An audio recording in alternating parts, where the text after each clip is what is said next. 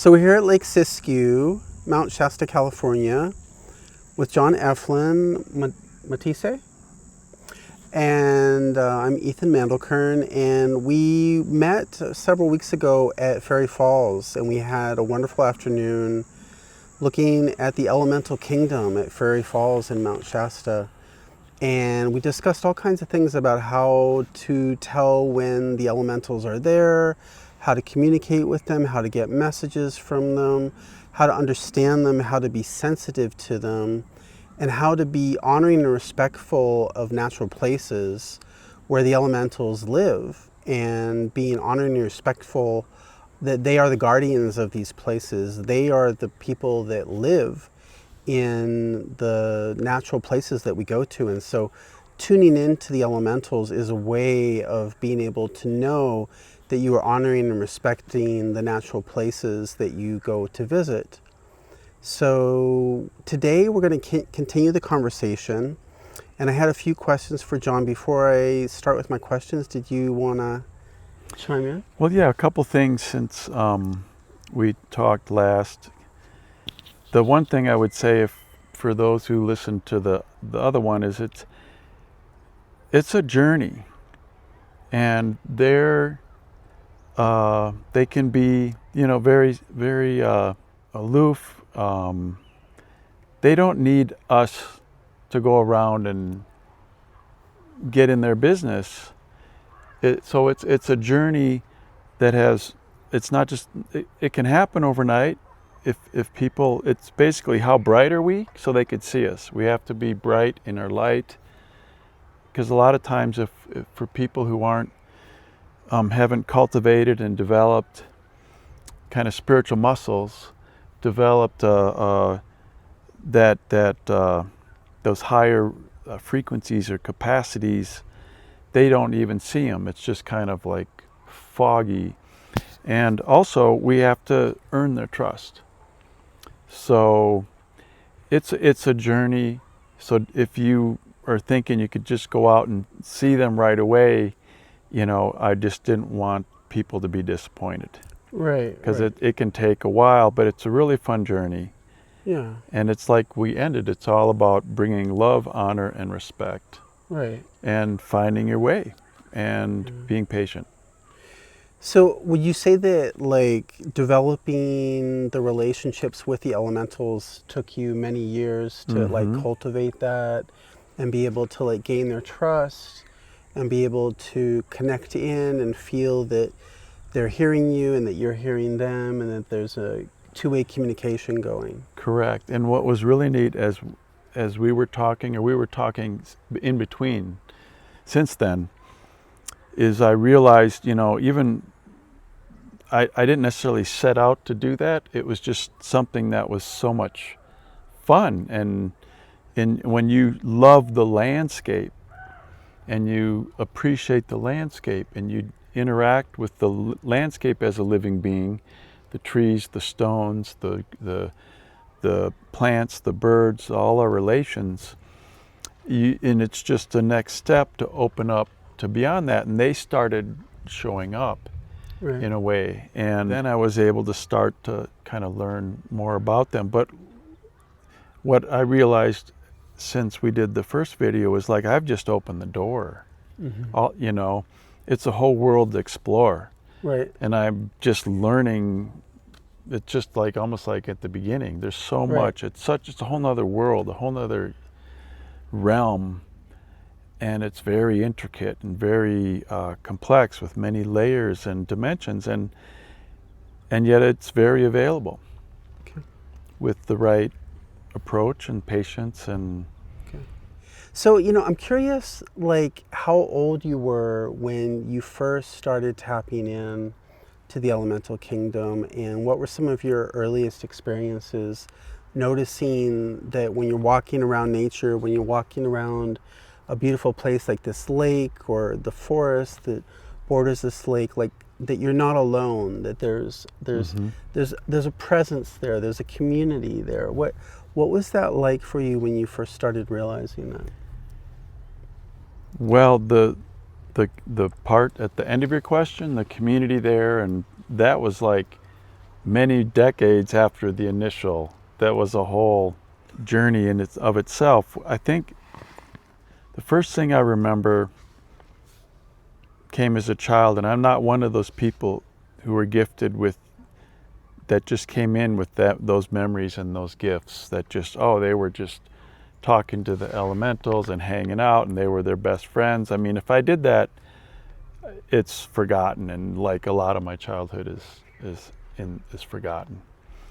But I do remember at like maybe 4 or 5, I always played in the same sandbox and the willow tree, and the willow tree was above our sandbox. And I remember a big blue light, like a sapphire blue light, like a ball of light in that tree. And I didn't consciously look up and see it. It was kind of like, as I became more aware as a young adult, it was like, oh yeah, that was there, watching over me. And I don't, that's that same kind of Davic dimension, but I've always associated it more as like one of my angelic guides looking over me, letting me know that their presence was with me. But that was my first kind of seeing. The first time I saw elemental was out of college. I lived at one of the first intentional communities in Wisconsin. It was started in like 1970s. That's not when I was there, but called High Wind at the time, and they had several, like 100 acres and 2 farms and an upper farm for retreats and workshops, and the lower farm was the working farm, organic farm. And there was a path between the two, and you went through the woods and then up the hill to the upper one.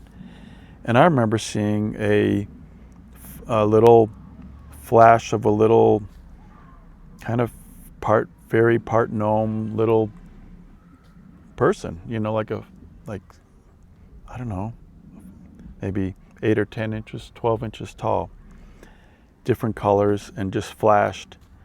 And I thought that was a gift.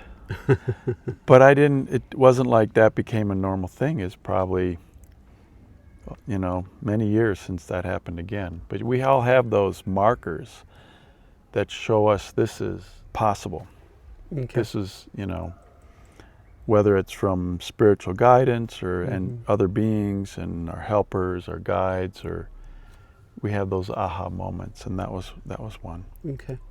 And speaking of guidance, like we were trying to decide where to have this video today, and we were talking about on the mountain versus not on the mountain, and you got some guidance from just checking in. You didn't actually have to even, I take it, like being you from your home, or like, do you have to actually be in nature to connecting with them and get their guidance, or can you be just like inside your home kind of in a meditative state and tap in and be able to receive information from these beings? Well, what I did this morning was in my personal meditation, I have had our original plan to do the video up at Panther Meadow, possibly, and seeing if we had permission from the Devas up there. It just wasn't sitting right with me, so I went and talked to the Quechua, the Apuas, the spirits of the mountains, the Apus is the Quechua word for the spirit beings, the ancient ones that live in the mountains. And they're not in every mountain, but they're in important mountains. And their job, I don't fully understand, but has a lot to do with regulating the energies of the environment, of the late nature, the landscape. And they're like angelic beings. They're huge. To me, they're golden light. And they just are like kind of the upper echelon of the hierarchy of nature beings. And so in learning with because I'd trained with the shamanic practices of the Andean shaman, who are the mountain shaman, that's their journey, that's their path, that's their guides, that's who they connect with, the Apus. So that that is creates, when you connect over and over with beings and earn their trust and their respect through ceremony or ritual or through practice and perseverance and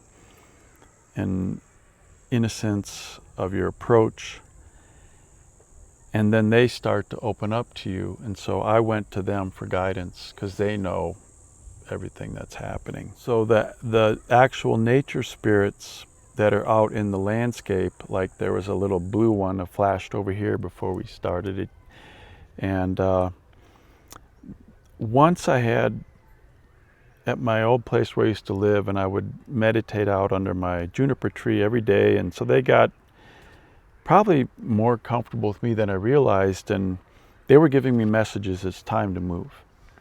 And they were very urgent, to the point where one of them actually came in the house while I was sitting and meditating and got right in front of me and gave me that message. And I'd never had that happen. I don't think that's their normal thing, but obviously they could do it, some of them. Some of them can move from place to place, others are more rooted and tethered to where they're at. So there's a whole lot there. And in between, I don't know, I'm sure other people have different experiences. Are there any other particular experiences that you've had that are really memorable, that wow, that was really cool, or that was really a very intense or deep experience? Anything like that? They're usually not intense or deep. Okay. They're very light and quicksilver. They can happen really quick. But I had one when I lived in Madison, Wisconsin, and my favorite place was a prairie, a native prairie with the oak grove on a big hill with the spring down below, called Pheasant Branch. And I would go to the spring and then go up on the hill, and there were Indian mounds up on the top of the hill, and I used to just circumnavigate the Indian mounds and sit at a beautiful vista overlooking this river and the lake in the distance and the city. And it was just really beautiful spiritual place to be. It just really spoke to me. It sang. It always brought me to my center. Mm-hmm.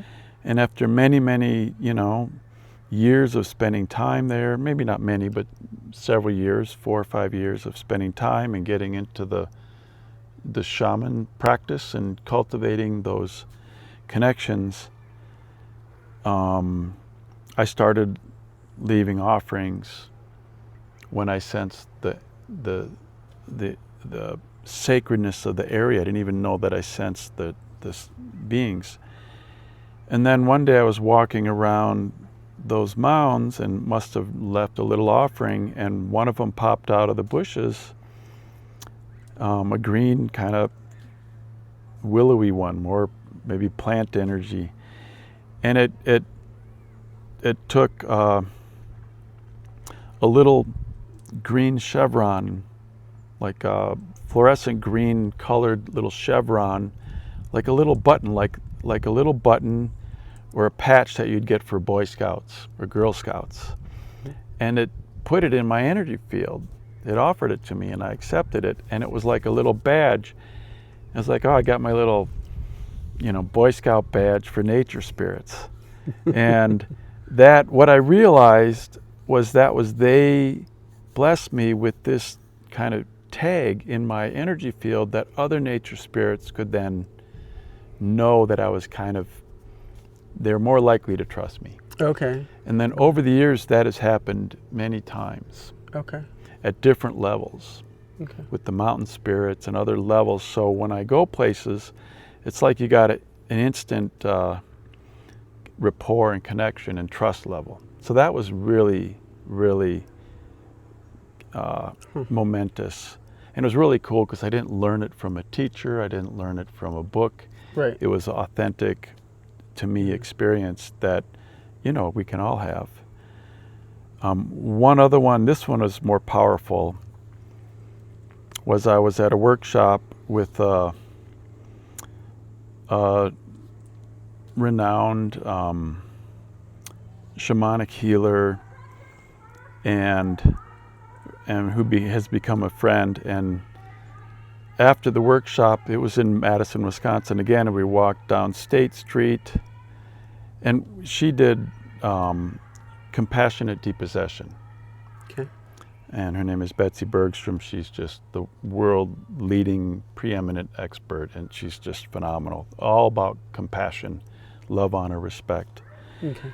And so, but we had some pretty heavy energies that we were dealing with, and something got attached to me. And we're walking down State Street, down to the lake, down by the university, and we're walking along the path by the lake, and this nature spirit, like a water one, an undine, literally leaped out of the lake. It went ka-tunk and like nibbed, like I felt it go, like physically felt a pinch, and it pinched and pulled and took off that whatever was connected to me. That was really dramatic. Oh, wow. And I was like, what just happened? And fortunately, I had her there to say, wow, because I saw it come, go, but it happened so fast. It was just like, how did that happen? And that was actually physically feeling it. It was amazing, very dramatic, and loving, and not I didn't ask for it, you know. So those are like an invitation, saying this is important. Pay attention. This segment with John Effland and Matisay is going to be in several installments, so please make sure you tune in and see the rest of the interview that I did with John at Lake Siskiyou and Mount Shasta. And if you like this material, please be sure to like the video and subscribe to the channel. It helps get this out to more people. I look forward to providing more content, and thanks for tuning in.